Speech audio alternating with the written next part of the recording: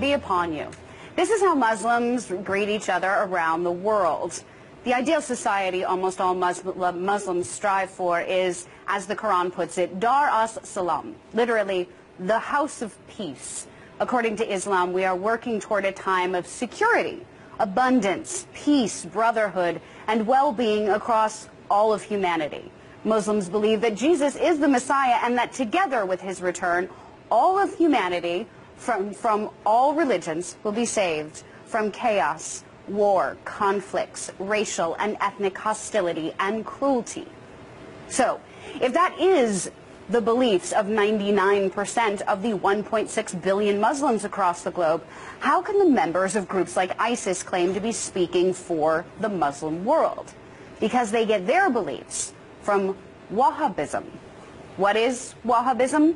It's an ultra-conservative, ultra-orthodox, socio-political religious movement founded in the 18th century by a student named Muhammad ibn Abdul Wahhab, based on the teachings of Ibn Taymiyyah, a man who's called a fanatic by some, whose teachings were rejected by many religious leaders and teachers of the time.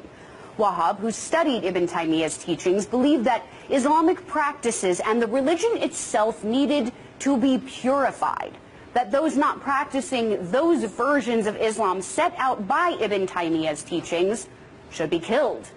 In order to spread his views, Muhammad ibn Abdul Wahhab needed political backing.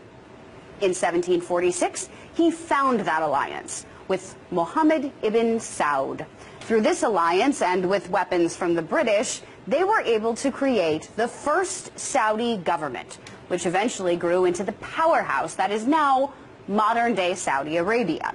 So how exactly does Wahhabism differ from other forms of Islam? Well, it rejects and prohibits things like honoring individual personality, birthdays of oneself, or the birthdays of those honored religious figures. Honoring of a person's death is looked down upon. They're rejecting visiting graves, building shrines that are either whether they're Islamic, Jewish, or Christian. They reject visiting holy places and any analyzation or rational interpretation of the Quran, a key part of Islam. They believe that anyone who does not follow their distinct, extreme brand of Islam is not worthy of Islam. That their belongings, their land, and their very lives are to be conquered and stolen, which is why simply calling groups like ISIS Islamic extremists is not only unfair, but incorrect. They do not get their beliefs from the teachings of Islam any more than Warren Jeffs and his fundamentalist Church of Jesus Christ of Latter-day Saints, who believe in polygamy and forced child brides, get theirs from the Mormon Church. According to the head of the World Islamic League in London, Syed Mohammed Musawi, said this: in fact, Wahhabism is the origin, is the mother of all of these terrorist groups.